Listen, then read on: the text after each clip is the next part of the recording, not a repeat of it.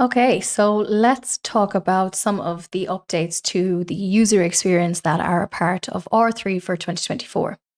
So you might have already seen the option to turn on beta lists, and if you've played around with them already in the system, that is great. If you haven't gotten around to that, then let's just take a look at them now. So I'm going to navigate into my accounts payable and go into my vendors. And this turn on list beta interface up here in the top right, I'm going to click on that and it's going to bring up a whole new view for my vendor list. So here now I have the option to add in columns, move around columns. I can actually freeze columns if I want.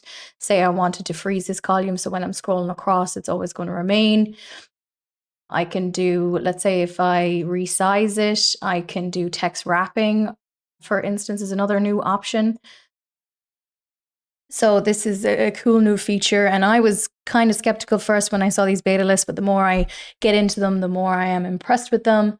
And we have some additional options with our filters here. So let's say, for instance, we have the option now to do a range of, let's say, our total due. So you can go at a specific range of values.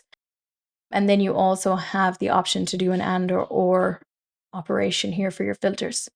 So wherever you see the beta interface in the system, you can try those out, give them a go. You can always turn them off if you're not liking them.